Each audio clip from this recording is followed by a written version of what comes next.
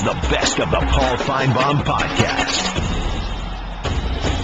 We welcome you to the middle of the week, and thank you for being with us on a Wednesday, a big night, last night of college basketball, and the big surprise, well, it's actually not a surprise at all. The Kentucky Wildcats remained undefeated, 26-0 as they march toward perfection. We'll talk about that with a number of guests today. We'll look ahead, even talk some football. Vanderbilt on the practice field, and we'll talk to the new offensive coordinator, just arrived from Wisconsin, about how he is going to salvage that program after one of the more disappointing years in many years in Nashville. We'll get your phone calls at 855-242-7285. We'll also have Will Perdue on later on. He played with Michael Jordan, knows a little bit about basketball, played at Vanderbilt as well.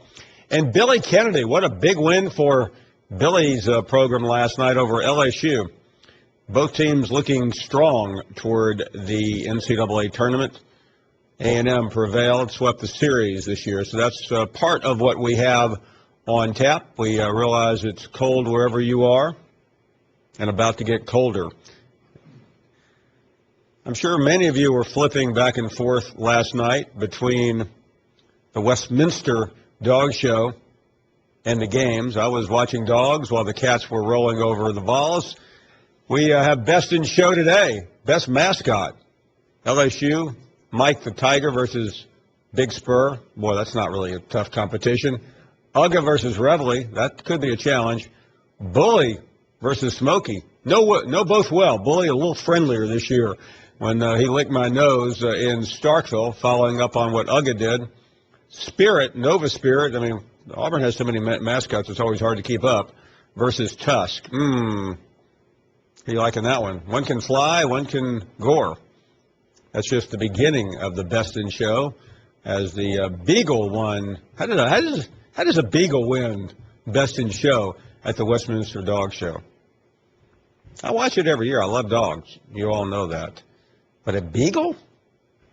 I mean, I don't want to get anyone upset with me, but a Beagle's a fairly normal dog. I didn't think they allowed the normal dogs that thing. I mean, I love the ladies tramping along. I mean, it's fun. It's must-see entertainment. When you can make a Beagle look that good, I guess it deserves a prize. I just think of the Beagle I grew up with, running around the house looking mangy. Yeah. Not thinking about him at the Westminster Dog Show, but I don't know, who's your number one in the Finebaum show?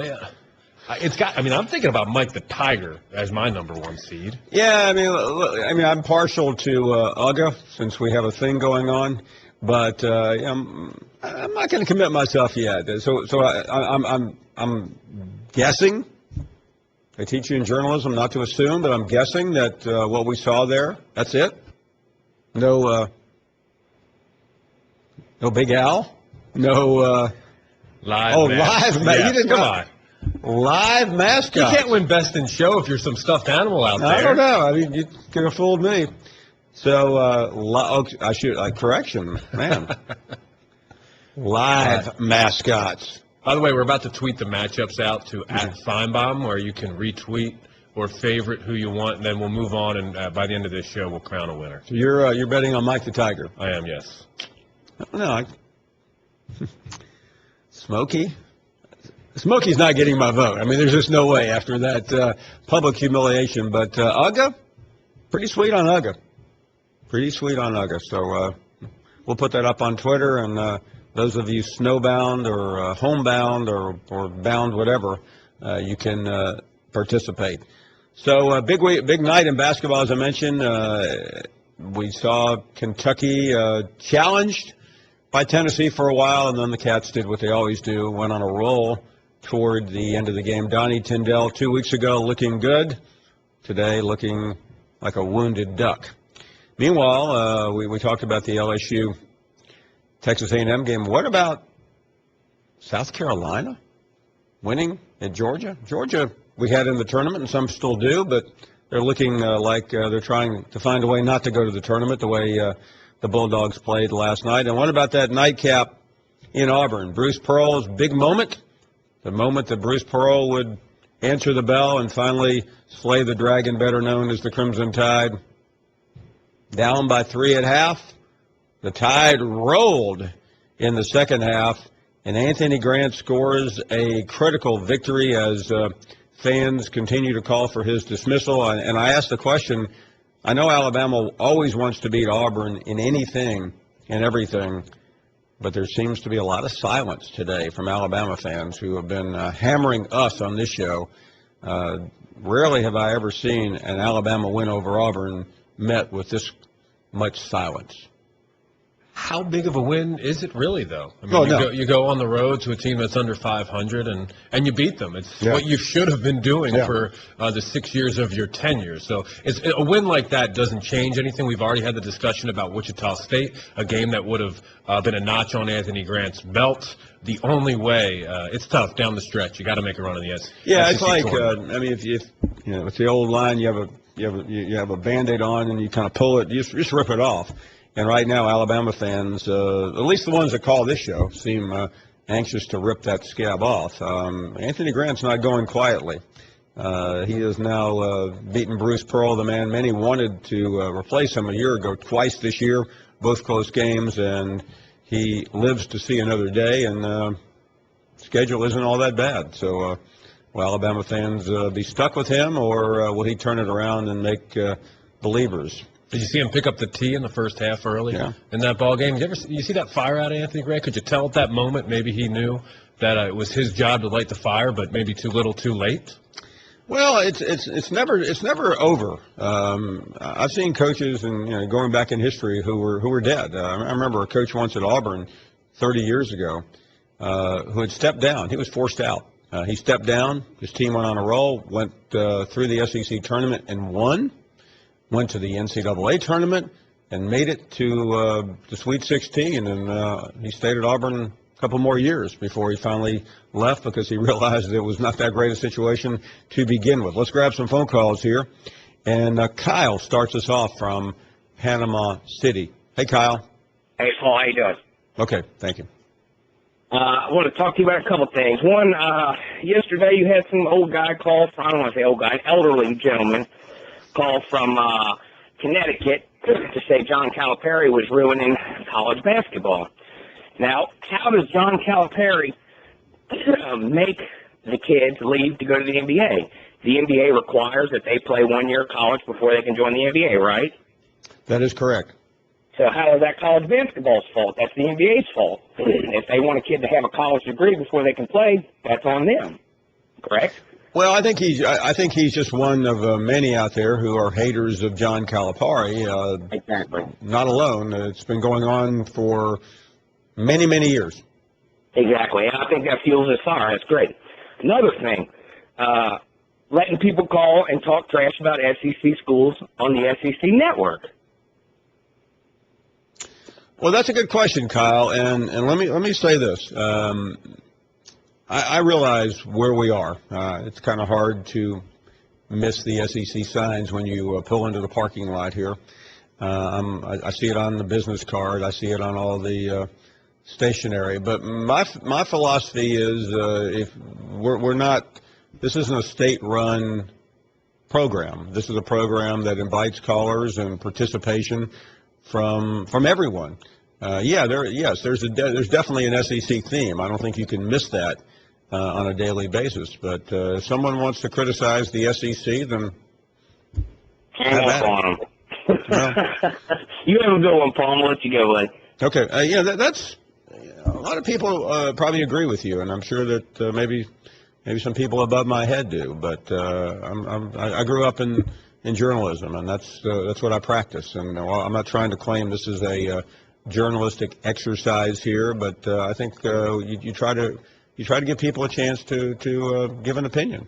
I'm always accused of being the SEC homer, the SEC champion, but I have no problem with anyone. If there's something to criticize on this show or in the SEC, have at it. I think it makes us all think more, and I'm not trying to make a speech here, but we don't have any rules here. No, I mean, are you kidding me? I mean, this is a talk show, a sports talk show. If we don't have differing views and opinion, then we're accomplishing nothing here. I think it's important for the overall conversation. Yeah, I just don't. And I'm not here criticizing other programs because I really don't care about any show other than this one in terms of how it's operated and how it's run. But every time someone calls in and criticizes an SEC coach or criticizes this league, I learn from it. I learn what the critics are saying. I almost said enemies, but that would be maybe it is. Maybe they are enemies now. Those enemies from up in Ohio who stole our season. Let's continue with more phone calls. Yvette in Pensacola. How are you, Yvette? Well, how have you been doing, Paul? I've been doing great. Thank you for the call. Well, are you and John staying warm? I know it's a cold blast of winter up there versus where we I are. tell you what, I was standing outside today. The wind was howling. It was about 25 degrees, and I thought, you know what, this is as nice as it's going to be for about a week because as almost everyone outside of the Caribbean will feel it. No one's getting spared this polar blast that's starting to make its way through the South, through the eastern seaboard and up the traditional path toward the Northeast.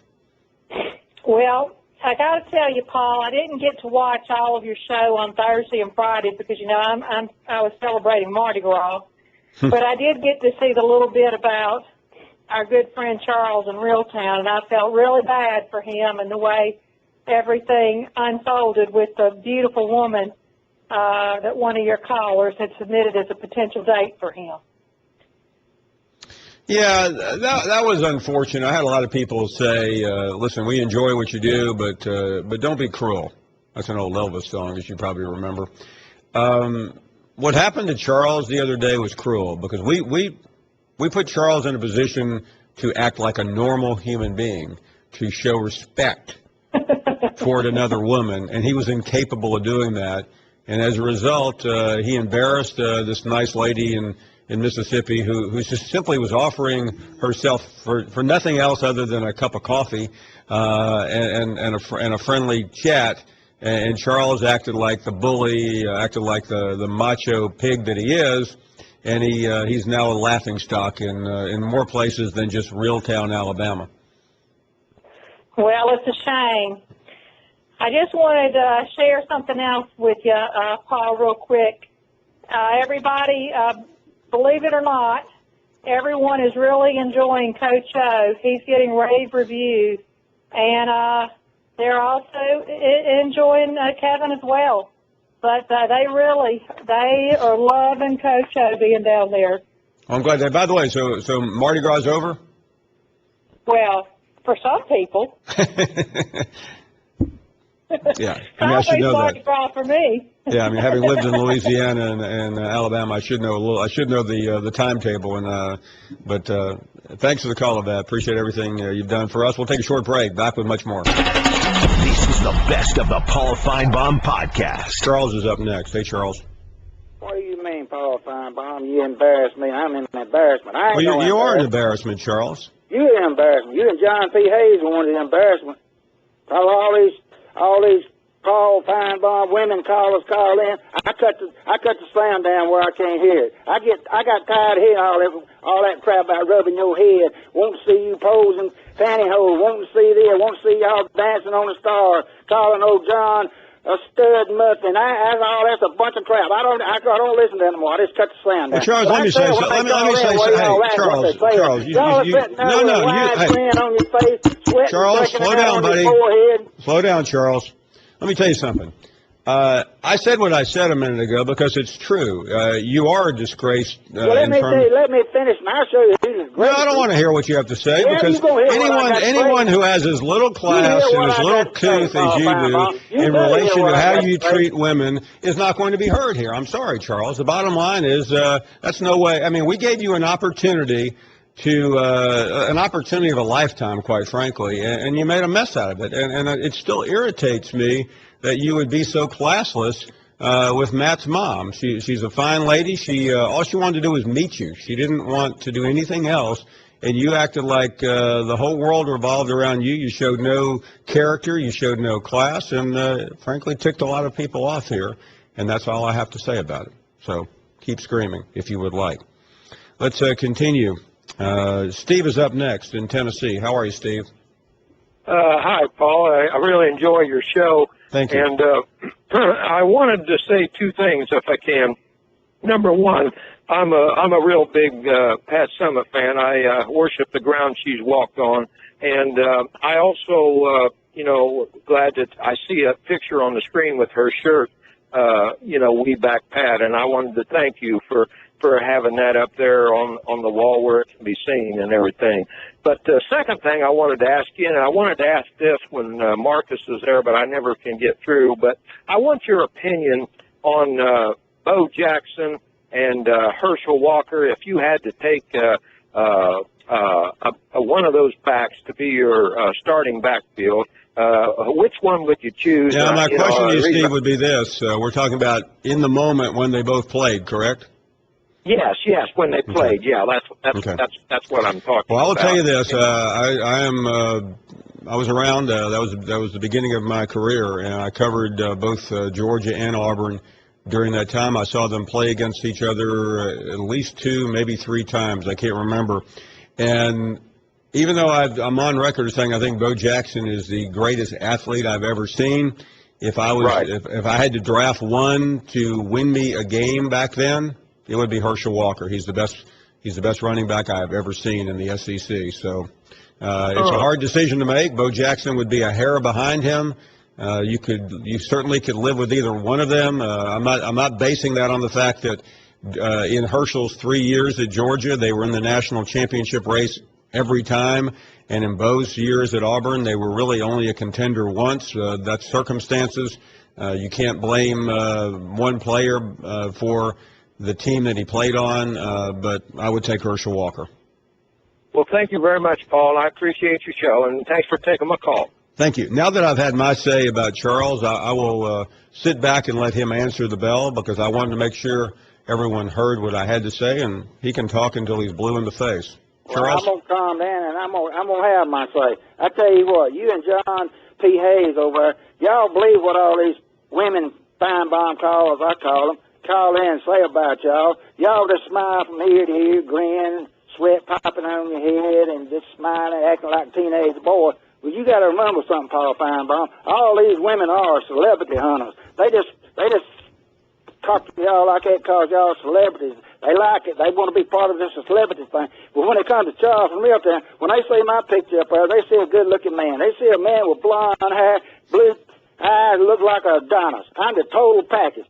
I'm what everybody wants to be like. And all the women want me, but y'all got to have these Paul Finebaum women calling in, bragging on y'all, and they've warped y'all's mind. These women ain't going to warp my mind, I tell you that, because they know me. They know I'm the total package. I ain't no Jim from Tuscaloosa calls in beating his guns like a monkey moron and old fat Larry from Shelby County. I ain't nothing like them. I'm the real deal. I'm the man. I'm the total package. And at the end of the day, you'll always be the pencil. John P. Okay, Charles, we've had enough and heard enough. We do appreciate you calling back. This is the best of the Paul Finebaum podcast. We welcome you back, and we're delighted to be joined by not a dog trainer, but maybe a dog lover. Coach Andy Ludwig, the new Vanderbilt offensive coordinator, just landed from Wisconsin, where Melvin Gordon helped put up a lot of yards. Coach, thanks for the time, and welcome to the SEC. Hey, thanks very much. It's great to be with you this afternoon, and I don't have beagles. I got a couple labs, and Snoopy was a beagle, by the way. Thank you.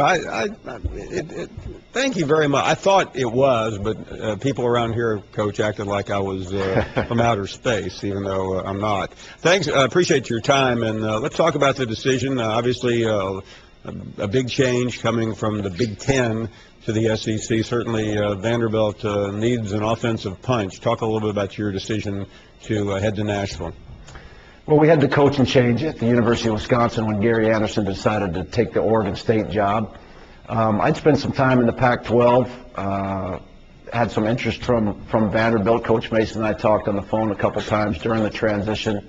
Wanted to explore this option, and I felt like it was best for myself and my family to come down to Vanderbilt, to Nashville, and away we go. It's great to be in SEC country. Indeed, and let's talk about what you certainly. I've talked to coordinators; they come in, they certainly want to look and see what what happened the previous year, and I realize it's a clean slate, but in getting a good review, I assume, of last year and turning the page, where are you and what needs to be done? Paul, we got a lot of work to do, and I'm really excited about the fact, we finished our second spring practice this morning. We're the second earliest team in the United States to start their spring practices, and we were anxious to get to work and install the new system and really start the year anew and put the last year behind us and move onward. I really like the kids' approach, their attitude in the off season, and now as we've started spring football, and we've got a lot to prove. We've got a lot to prove. And I would like to ask you that, and I'll certainly say this for Coach Mason if you don't want to answer, but why so early, considering the weather right now in Nashville is frightful? Well, fortunately, we do have an indoor facility, and it's being put to great use right now. We're practicing early mornings. Stretches about 6:30 a.m. We're in the indoor, so the weather hasn't been a factor. Campus was actually closed the last couple of days, but we were able to get our practices and our meetings in. Coach Mason just felt strongly about getting a fresh start and getting things going. Asked me early on after I was hired if I wanted to bump things back, but again, we want to start a new year, and I've been impressed with the way the players have approached it, the coaching staff learning a new system, new terminology, and, things are moving in the right direction. You definitely, as you mentioned, spent a lot of time out west, most recently in the Big Ten, now in the SEC. Talk a little about your philosophy. What do you take from where you've been, and how do you implement and employ it in Nashville for the Vanderbilt Commodores? Paul, my coaching background is varied. Again, this is my first stint in the SEC, and really living in the Southeast. Living in Wisconsin was my first stint in the Midwest. But I take a lot of pride in developing offensive systems around the players, not so much a purist that we're West Coast or we're spread or we're this or we're that. We're a college football team. I'm a college football coach. I want to design an offense around the strength of the personnel in the program and change and evolve each year as the personnel changes. Certainly, there's great expectations at Vanderbilt, and I realize there's always a learning curve. I mean, you've seen that from Wisconsin, you've seen it in other jobs, but now that everyone's had a little bit of an opportunity to take a deep breath, and particularly from Coach Mason's standpoint, where do you think Vanderbilt, I realize you were in Madison last year, where do you think they went wrong last year, and how are these problems or mistakes corrected to get this program back? Well, I'd really rather not dive into, last year. My focus is on where we're going and what we're doing right now, having just finished up the second practice, the second install, what we're getting ready to do in the third install, and we're taking a break. The spring break splits up our spring practices. We go 7 prior to spring break, then the 8 after. We're going to take a good hard look at what we've done in the first 7 during spring break and slide the scale, slide the offense, the install to our personnel, and adjust and move forward from there. The quarterback situation was certainly a state of confusion last year, and I don't want to go back to undo what you just answered, but looking ahead, talk a little bit about what you have and maybe give us a preview of what you'll be seeing in spring and what the fans will see, obviously, in September. Okay, well, last year Vanderbilt played four quarterbacks, and obviously that's 2 or 3 too many, and for different reasons, it was a little bit of a revolving door. One of my biggest challenges coming into this job is trying to get the field narrowed in spring ball to 2 and focus the reps in the second half of spring into those 2 and get some development in that position. Whether it was injuries or lack of production from the quarterback position last year that caused the rotation, it's my job to minimize or eliminate that. I really like the room. We've got 3 of the players back that played last year, and a redshirt freshman taking reps right now with us. So we have 4 in camp right now, but I'm trying to narrow the reps down and focus on 2 guys as spring ball moves forward. Let me ask you just about your seasons in Wisconsin, because in the SEC there's a lot of rivalry, and you got a pretty good look at Ohio State in the championship game. Not that I want you to have to remember that night, but thank you. Yeah. But certainly. Wisconsin got there. I guess that's the most positive thing I can say. But without having spent a season in the SEC, but just knowing it from a distance, compare and contrast what you learned in 2 seasons in the Big Ten and what you think you know about the SEC.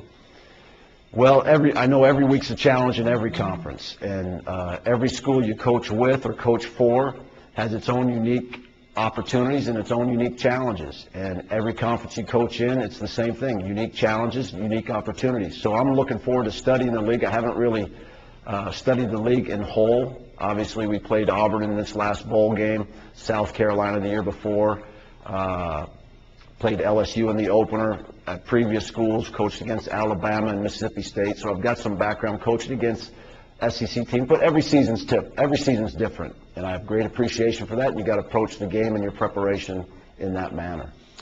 Yeah, let me ask you just finally, Coach, about the breakup. Not anything serious, but the breakup of spring ball because of spring break. Do you see that as an advantage to get some time in and take a break, then come back and finish, obviously, toward the end of March?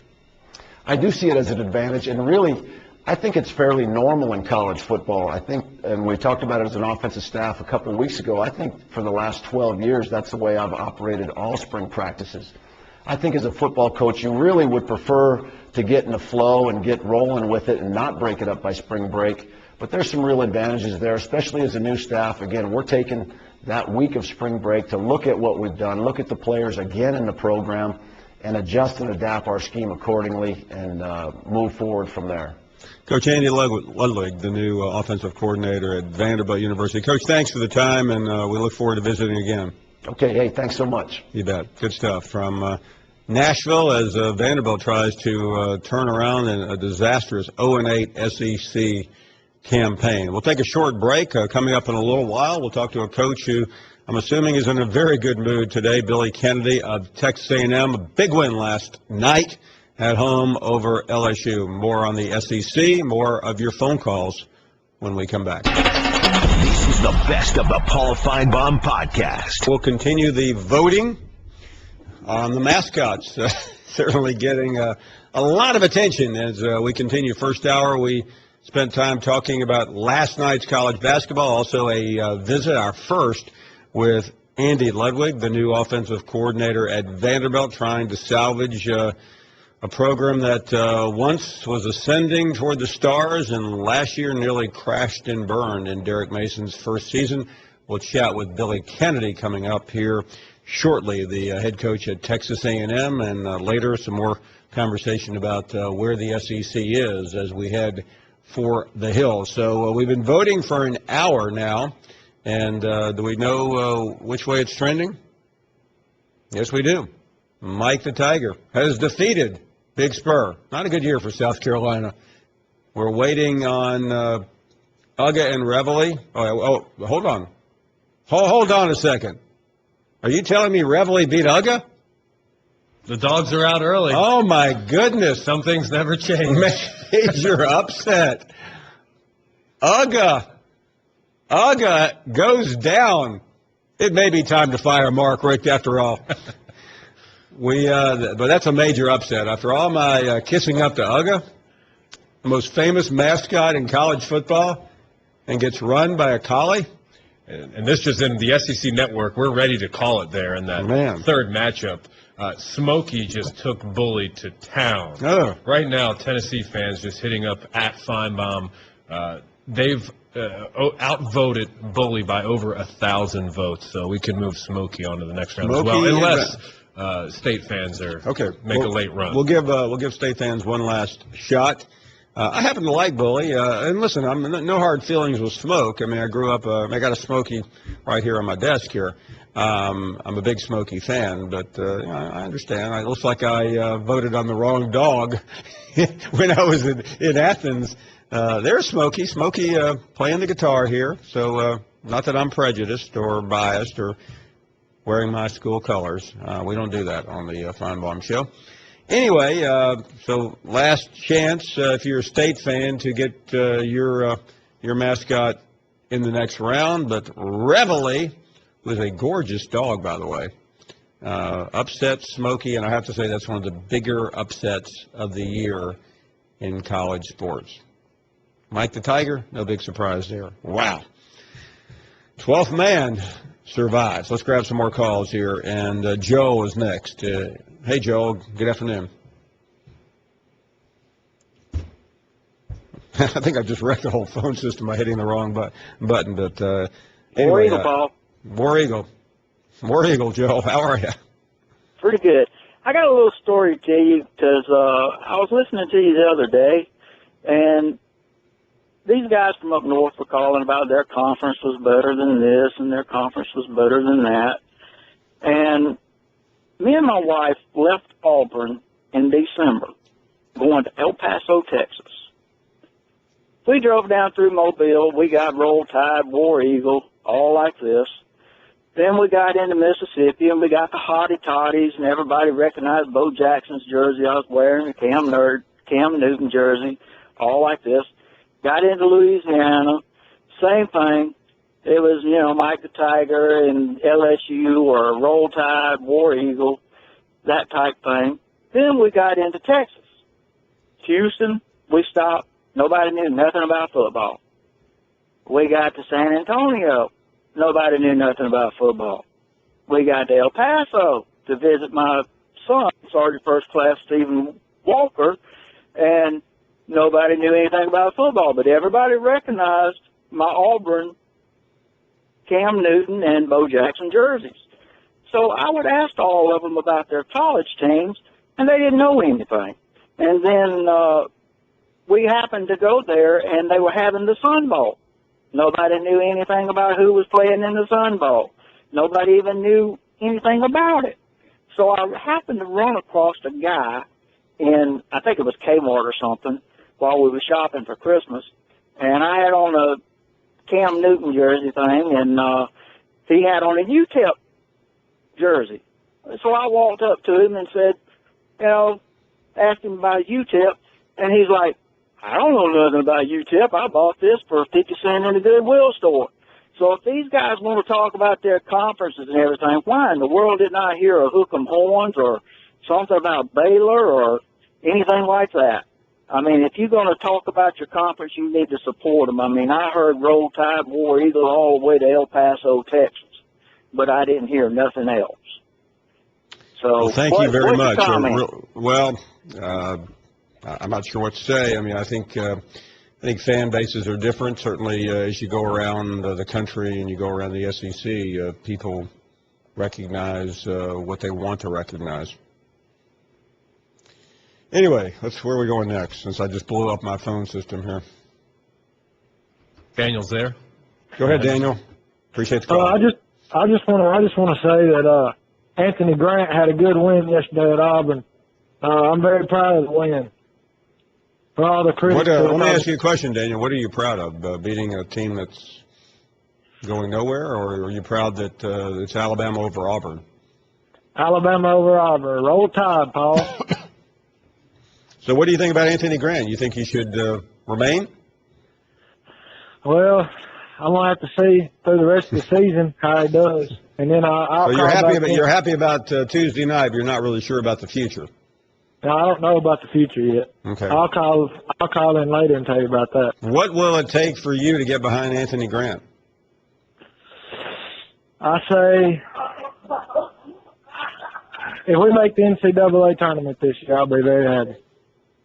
Okay, so if Alabama fails to make the tournament, then what would your recommendation be? Fire him and get a new coach. Okay. Yeah, that's kind of where. Thanks for the call, Daniel. That's an interesting win last night. I'm not sure, as I mentioned in the first hour, I've ever seen a more bizarre win in terms of how little impact it had on the fan base. Usually, when Alabama beats Auburn, it is a major deal. It resonates. This win, I wouldn't dare say that a number of Alabama fans were rooting for Auburn because. I can only speak for the people that we talked to, but I certainly don't hear a lot of enthusiasm. You just heard from Daniel there, happy that Alabama won, but not happy with Anthony Grant. So Anthony Grant essentially lives to see another day, but he still has to get Alabama to the NCAA tournament. And even if Alabama wins out in the regular season, I don't think it will be enough. Alabama would have to get to Sunday perhaps in the SEC tournament or maybe even beyond. So That's where it is. Tyrone in Arkansas. Tyrone, what is going on with you? Yeah, I just want to comment on Kentucky basketball. Okay. You know, don't get me wrong, they deserve to be number one.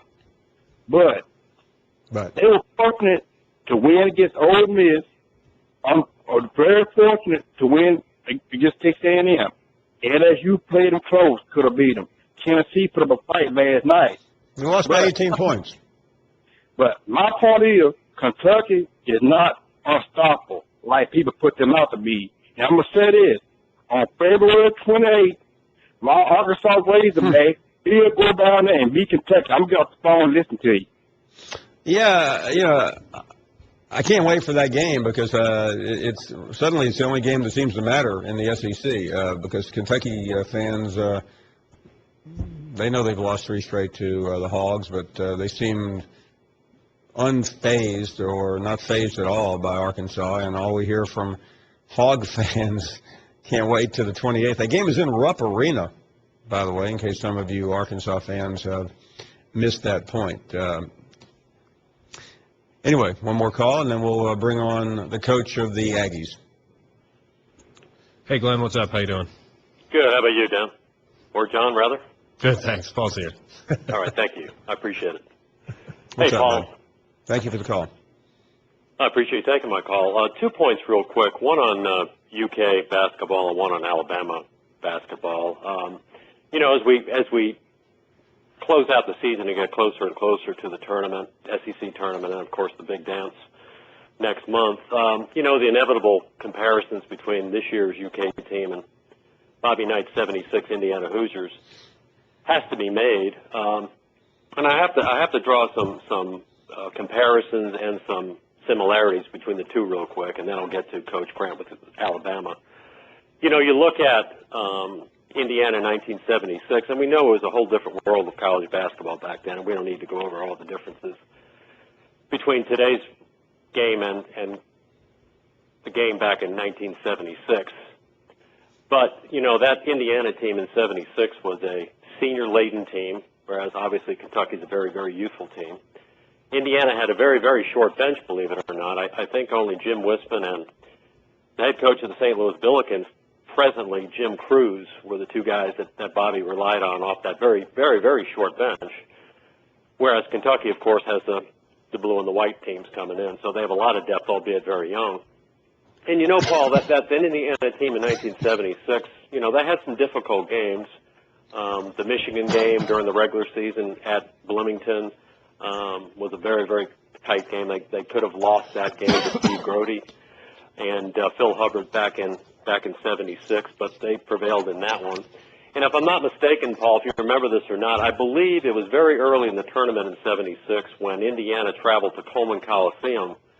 I believe they played Alabama. No, the game, Glenn, I think the game was in Baton Rouge. It was in the, I think back then Indiana only had to go to, they didn't have a first or second round game. You didn't have, they were just in the Sweet 16, and I think they played Alabama. C.M. Newton has told me this many times that Bob Knight has told him, they're good friends, that was the toughest game they had all year. They barely survived Alabama. Yeah, Indiana, I believe, Paul, won by 5 or 6, and all the IU historians out there can call in and correct me if I'm wrong on that, but it was a very, very close game. And to close out here on Coach Grant, I know a lot of angst even after last night's victory. You know, he was the flavor of the day coming from VCU. But, you know, things haven't worked out. They're 16-10. They still have an outside shot. But I will say this about his team, Paul, that those kids still continue to really play hard and hustle. And that's a testament to those young men. And, you know, if Eli Randolph doesn't make, well, he probably won't make first team. But if he doesn't make second team All-SEC, it's a real travesty because that young man plays very, very hard. Yeah, thank you, Glenn. I think that's the frustration with Alabama fans because when you see a game like we saw last night, it lets you know that it's a good program and the coaching staff is good. They just can't ever seem to get over the top. This is the best of the Paul Finebaum podcast. And welcome back to the program. We're delighted to be joined by Billy Kennedy, the head basketball coach at Texas A&M, coming off of a huge victory Tuesday night over LSU. Coach, thanks for being with us. Congratulations. I'm sure the day after a big win like that is a little bit easier for you. A lot easier, especially this time of the year. Thank you. Well, you certainly know the terrain growing up in Louisiana. I mean, both clubs obviously looking very good for the NCAA tournament. But what does that mean? What does that win, I guess, mean for you and your program? Well, it was definitely a good win for me. Mardi Gras Day, it doesn't get any better than that. So, you know, beating a good LSU team, we were fortunate to steal one at their place and to beat them twice. You know, it's getting that time of the year where you're battling for inches, you're battling for advantages to have a chance to be talked about in postseason play. And it's so hard to get in the NCAA tournament now with an at-large bid that every win helps. I noticed, and again, I was 1,000 miles away, but the atmosphere just came right through the television. Talk a little bit about what that means to you, your team, as well as your program, Coach. Well, our students came out last night in force. You know, and we had the core, we had a lot of people there. So home court advantage is huge when you get the students' participation. And it's not a knock against our community or our older fans, but they bring a level of excitement and enthusiasm that, you know, helps throw you over. And I thought that was a big factor in us getting a win last night. Coach, there's no such thing as a good schedule in the SEC, but you do have to go on the road the next two outings. It's Columbia and Fayetteville. Certainly, South Carolina made some noise, and Arkansas has been making noise all season. Talk a little bit about the next stretch. Well, this league, there's no difference between 2 and 13, 2 and 14. You know, teams are winning at, you know, South Carolina wins at Georgia. You know, teams are beating each other on their opponent's floor. So we've won a number of games on the road. There's every game is hard, you know, and Frank Martin's got that program turned in the right direction, and they're playing better right now. Once they got past Kentucky, which is a difficult out for anybody, but then in Arkansas is probably playing as well as anybody in the league. So, you know, there's no easy games. You know, everybody's fighting for position right now, and we've got to get through this stretch to continue on our journey to hopefully be in postseason play. I did want to ask you about that because 3 different games last night, the road team won. I'm including Kentucky in that group, but still, we're used to watching the SEC where you hold serve at home. You were the only club to do that last night. Talk a little bit about the road this year and why some teams are having more success than others. Well, I don't think there's that big of a difference. You know, Kentucky obviously separates themselves from the rest of the country, but you know, our league is balanced. Everybody is good. You look at the coaches now that are in our league. Besides a couple situations, we've been in the league now 3 or 4 years on the job. You know, and you know, Bruce Pearl's obviously made some noise in improving their program, and so, you know, it's just this balance. I think that's throughout college basketball. You know, there's a few really, really good teams, and anybody can beat anybody on a given night. And speaking of that, earlier in the season, your club even a little bit short due to injuries, nearly got Kentucky. The game went into overtime. I realize that's in the rearview mirror, but I know that had to inspire some folks in College Station, Texas. Well, it inspired our team, you know, because our guys know the guys they're playing against and know how good they are. And we're a deeper team. We have good depth in the post, and you got to have that against Kentucky because they're so big and so athletic at every position. So, you know, that gave us a lot of confidence, and we were able to build off of that and have played well ever since. So that's what South Carolina. You know, they didn't play well against Kentucky, and then that's what was impressive of how they bounced back against Georgia last night. I know that you fewer than some of the other coaches because you look like you may be heading toward the tournament. I get tired of these questions about Kentucky, but it's hard to avoid Kentucky right now, whether you're in the SEC or in college basketball or in sports for that matter. Talk a little about what you saw from John Calipari's team and what you think the rest of the country will start seeing as we head toward March.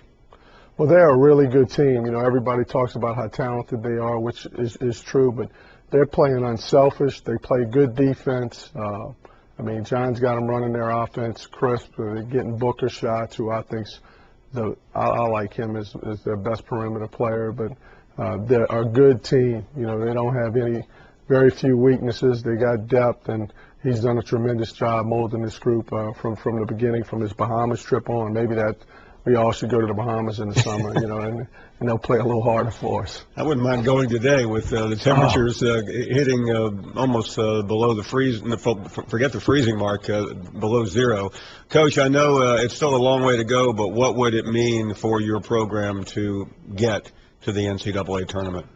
Well, that we've turned the corner. We've got a great recruiting class coming in next year. It's been ranked as high as third in the country, and we have 2 seniors who have done a good job for us. So, you know, to get to the NCAA tournament this year, obviously would be a great reward for those seniors, but it'll show some true turnaround in our program. You know, we won 18 games last year, and then turn around and get to 21, 22, whatever we can get to these next 5 games left, and getting the NCAA tournament shows that our program's going in the right direction. And finally, not to give away state secrets in College Station, but you talked about the recruiting class coming in. A lot of people look at Texas A&M and they know football, and you know, basketball has had success at times, but how are you doing it in terms of getting these top recruits to come to your school? Well, all 4 of these kids are from Dallas, so that helps. We're getting them on our campus. I think the change going to the SEC is kind of spiced up Texas A&M, obviously, for football and baseball, and now it's starting to factor into basketball. We get our guys on campus for a football game. They see the atmosphere and the excitement in our facilities. They know they don't have to go far to be at a top-notch, top 20 program, and so that's been the biggest thing. We've developed a relationship. It's taken time, and now we're getting some local kids, which can make a big difference in our program. No doubt. Billy Kennedy, the head coach at Texas A&M, perhaps heading to the NCAA tournament, coming off a big win over LSU. Coach, thanks. Really appreciate your time. All right. Thanks, Paul. Thanks for having me. Good to have you on. This is the best of the Paul Finebaum podcast. Glad you're along with us on a cold night, and we'll try to keep you warm the final 2 hours. You've some more guests to come, and of course we had Billy Kennedy on in the last hour, Andy Ludwig in hour number 1. We'll chat a little bit with Will Purdue in the final hour tonight, but mostly your phone calls, a lot of reaction to some basketball. We're having a mascot bracket. We're trying to get ready for March Madness here early, and it's been pretty compelling. And where are we right now? Are we moving? We just closed the voting, so are we down to, what, 4? Final 4? Yes, there's a Final 4, but although I'm ready to call the finals anyway, it's going to be Lady Rev and Smokey. Mike the Tiger has been KO'd. Done. My number 1 seed is gone. Tusk is gone. It will be Smokey versus Reveille. One a blue tick, Hound Dog, and the other one about the prettiest collie you've ever seen. Unbelievable. I mean, because of the Westminster Dog Show, I mean, just so happens we have 2 dogs in the final. Yeah. I mean, we know your feelings on Smokey. I mean, this is her way of getting back at you, my friend. The people are trying to tell you, we did not appreciate the way you handled it. Well, listen, I've been a Smokey fan a long time. Unlike some of our callers on this show, I was wrong. I'm going to do a mea culpa here. I shouldn't have been dismissive of Smokey, but I was in the moment. I got bussed by Uga, and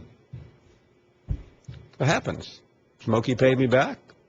50 Shades of Smokey. What do you want me to say? I took my beating in Knoxville in front of the whole world. So you're going to combine 50 Shades of Grey with the Westminster Dog Show. Unlike what you had in 50 Shades, I was taken into the orange room and learned my lesson. Speaking of lessons, okay, we've already done the 50 Shades motif. We'll move on. Charles is on the line, and I asked Charles if he would be a man and apologize for his classless phone call the other day and today and yesterday and the day before, and he's on the line. We'll find out whether he's we're a forgiving nation. We're a forgiving show. No, this is not Joel Osteen, but we do. Let's see what Charles has to say here. Paul, seemed like everybody on me today about apologizing to that woman. I ain't never apologized for. I don't know how to apologize. I've never had to before, but everybody's on me about it. Okay, Charles, you've never been wrong. You've never said you're sorry about something. You've never been wrong about anything. I ain't never been wrong. Well, that's the problem, Charles. Well, everybody thinks I'm wrong, so I won't apologize. Charles, have you ever been to group therapy? No, I don't need that. I ain't never been to no single therapy neither. I think he needs a one-on-one class. What I mean by that, Charles, is if you go to a Weight Watchers class or an Alcoholics Anonymous class, the first thing you have to admit when you have to admit you have a problem. If you have a difficulty with something, you have to say, I, Charles from Reeltown, was wrong. I have a problem. And you don't come in here saying that you've never been wrong before, and try to act humble. That's not. I mean, Charles, you just have to be. You have to be a man and admit when you're wrong. And you were wrong the other day. Well, let me straighten it out. I, Charles from Reeltown, apologize to who was Sharon. Charles, you need to be a little more. If you're involved in a relationship, which I know is a foreign word for you, and you mistreated your wife by forgetting her birthday or buying her the DVD from the 2013 Iron Bowl on Valentine's Day instead of flowers. Well, you're going to let me apologize. Okay, go ahead, Charles. All right, Charles from Reeltown. I'm going to apologize to, what was her name, Sharon? I can't remember. Is that close enough? Charles, I don't know her name. I mean, you're the one I don't either. I ain't never met her. But I'm going to apologize to you, and I hope you take it the right way. I also apologize for that big double-wide butt you got.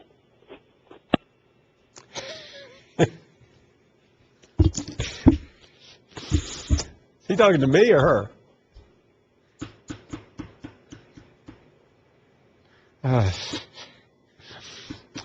Well, I guess I fell for that one. Yeah, that's the problem. And I don't mean to trash my fellow man here, or fellow men around the world, but you have to, there's an art. Maybe I should write this book next. There's an art to apologizing. It's to be sincere, whether you are or not. Charles he's just not from that world, and that's why he's on a sub-freezing night in Reeltown, Alabama. That's why he's all alone instead of having that nice warm body. I can't go there. Let's go to Bobby next. How are you, Bobby? Good afternoon, Paul. I called in for a different reason, but since I'm following Charles from Reeltown, I think I'll say something else. There's one lesson in life that Mr. Charles from Reeltown has never learned, and my mother taught me this lesson very early in life. You catch more bees with honey than you do with vinegar. Have a good day, Paul. Well said. And I think it's just worked. I think it's the world that Charles grew up in. I'm not making excuses for him. He grew up in a very macho world, and men are men, and women are in the kitchen. That's the world he grew up in. Unfortunately, things have changed since then. Unfortunately, not for Charles. That's why he was on here the other day begging for a date, and why he didn't get one, and why he'll never get one. Bobby is up next. What do you say, Bobby? Hey, buddy, how you doing today? I'm doing great. I bet you know how to apologize to a woman. Oh, yeah, well, I'm pretty cool. I might be old, but I'm cool. I know you are. Hey, Paul, if I was Anthony Grant, I'd be just as good to them as they were to me. Just like they gave me that job, I'd give it back to them. I don't understand Alabama basketball, man. What about it they don't understand, man? The last two good ball players that come out of state, you usually recruit in state, then you recruit junior colleges. The last two good ball players that come out of state Alabama was Bledsoe and Cousins. Where did they go to school at, Paul? They went to Kentucky.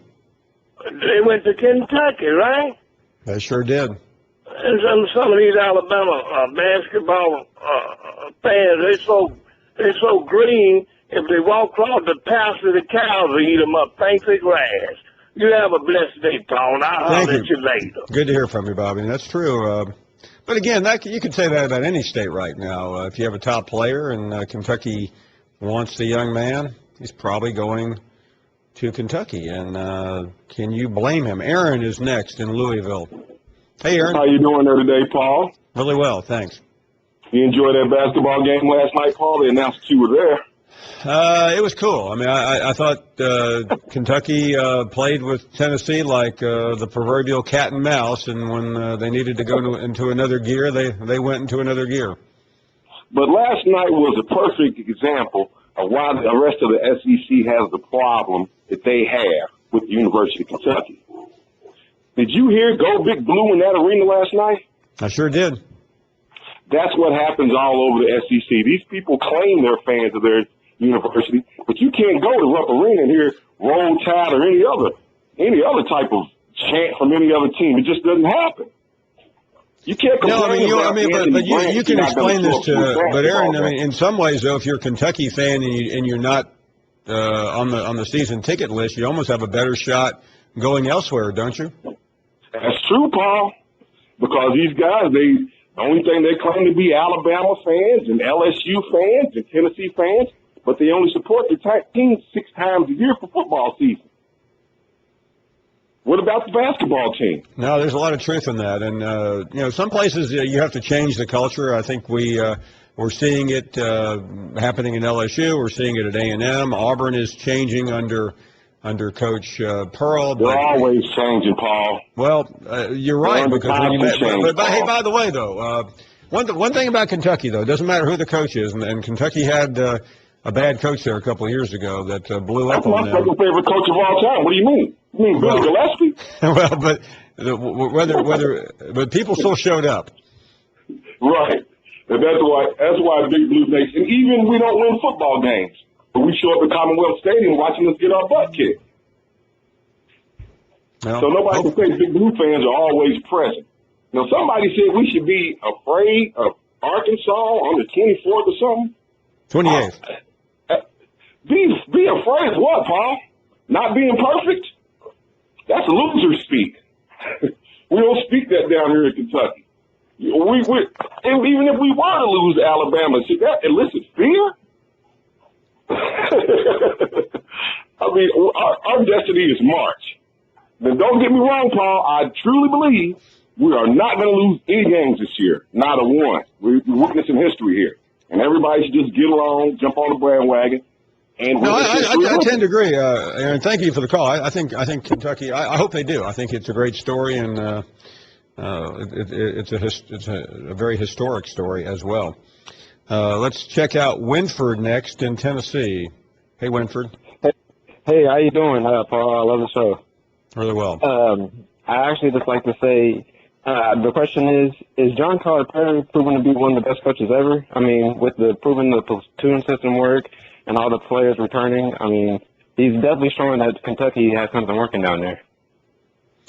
Well, I'll tell you what. I don't know if John is in the conversation yet, but I think if he runs the table and has a perfect record, you would have to give him much credit, and I think it's premature when you consider the coaches that are ahead of him.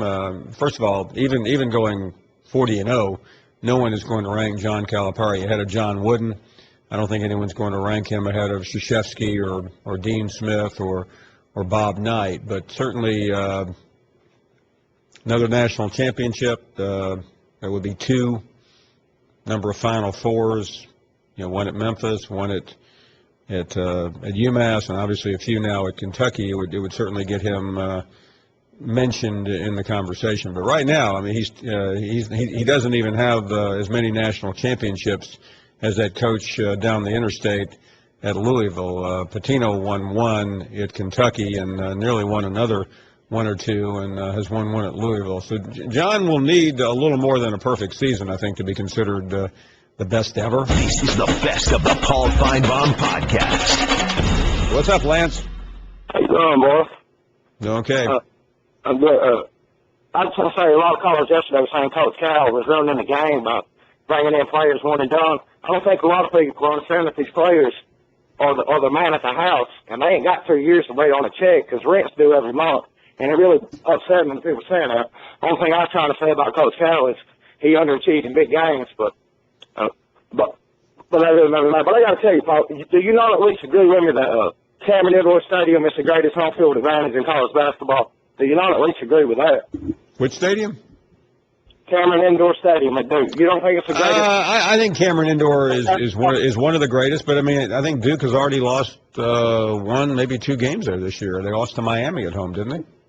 Yeah, I mean, when you have the greatest home field advantage in the world, you don't lose. You don't lose to Miami, do you? I agree with that. I'm just talking about atmosphere. I ain't saying they don't ever lose there, but I'm just talking about a song. No, well, I mean, it's unique. I mean, it's small, and to me, it's. I mean, the Dean Dome is a cool place, but it's not Cameron. I mean, if you had to go to a Duke, North Carolina game, 99% of people outside of the rivalry would choose to go to Duke versus North Carolina. Yeah, I understand. When I think of it, I was thinking about Dickie V. She's surfing in the crowd, and I love that interview you did with Dickie V yesterday. But I got to say this about Kentucky basketball. They're not. I mean, you said it right yesterday. They're just like Alabama fans, and that's the only point I was trying to make. They're not the only program in America. Duke's been better than they have in the last 25 years. Since Coach K's been there, they've been a bigger program. I don't care about people driving up and down the roads, blowing the horn, Wildcats. I live in all SEC football, baby. This is Tennessee. We don't care about basketball that much. And you ain't got to remind me that Tennessee's got a great basketball team, because when Florida was kicking their heads in the 90s, we should always tell them, don't worry, boys, college basketball's coming. Have someone to win your national championship.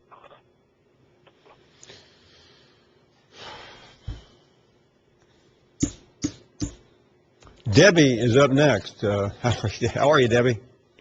Fine. How are you, Paul? How are you, John? Quite well. Well, wow. That Lance was something else. Lance, he's very passionate. I don't know what Lance is talking about, but I like the guy. Yeah, I know. I don't know. I can't understand what he's talking about, but he seems to be thinking he knows what he's talking about. Lance is never in doubt.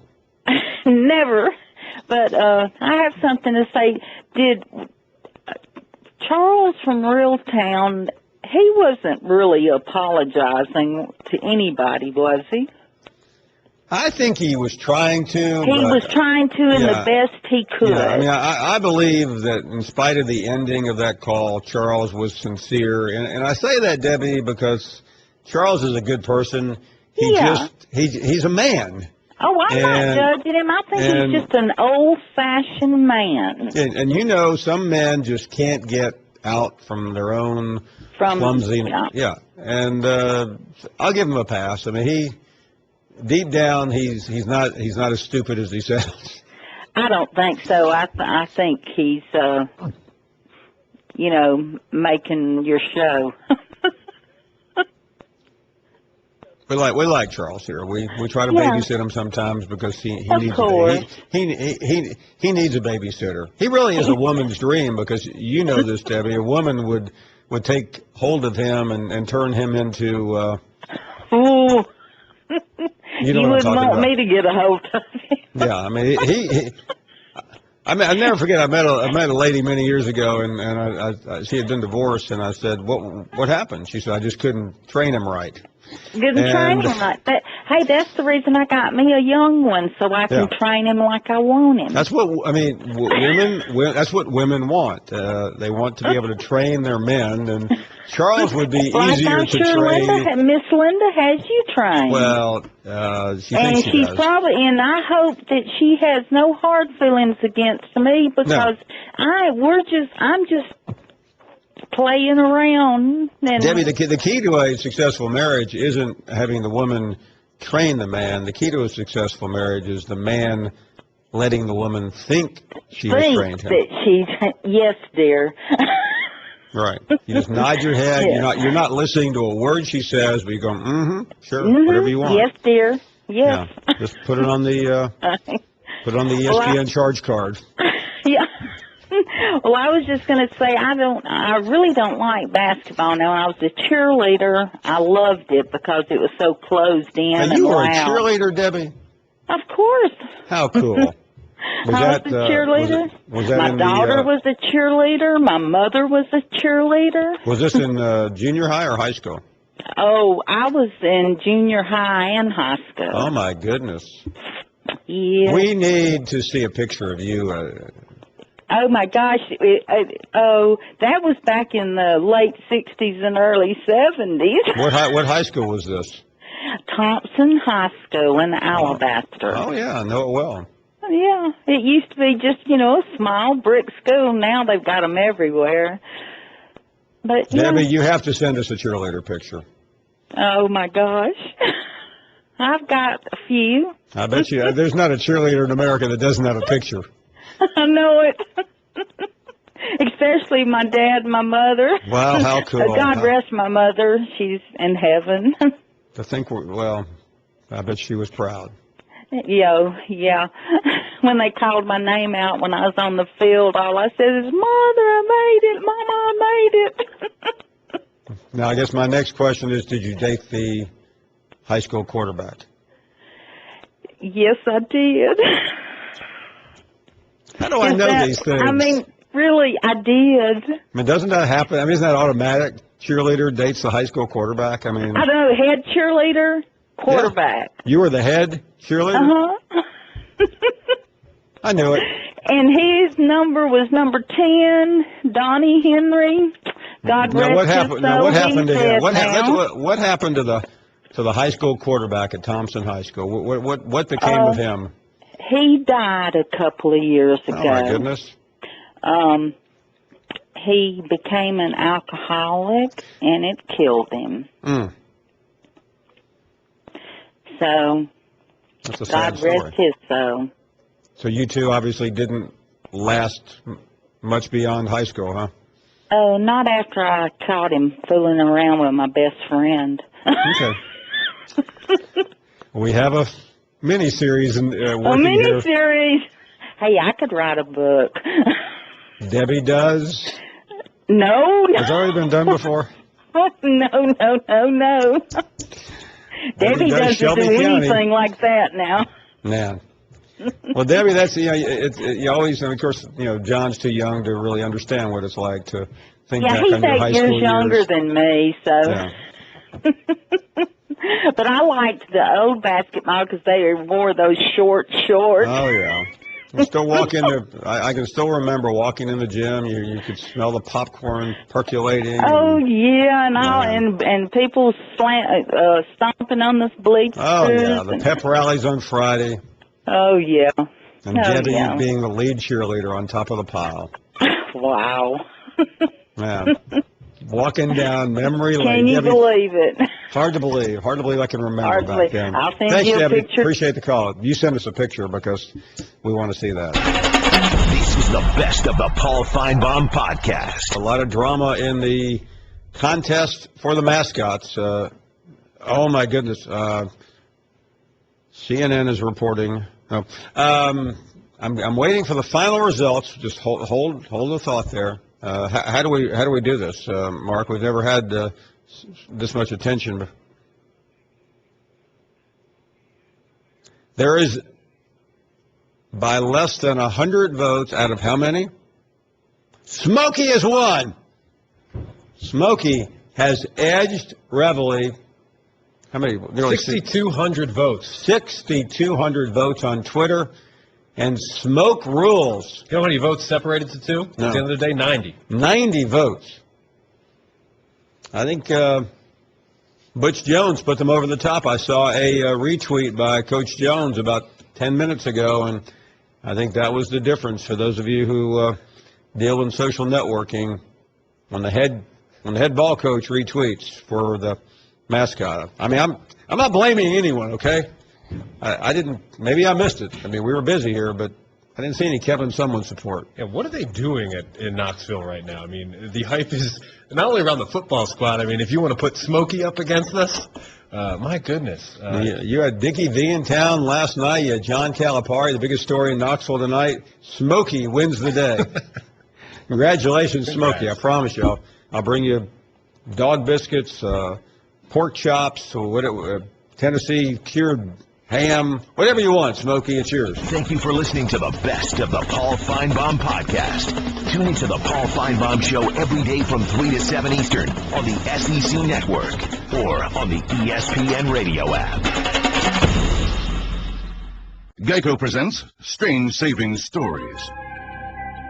Astronomers detected an interstellar transmission. It stated, Geico, 15 minutes could save you 15% or more. The implications were staggering. Was the cosmos telling us we could all save hundreds on car insurance with Geico? Or did their radar merely pick up a signal from the nearby Rufus and Clyde's morning show? We may never know.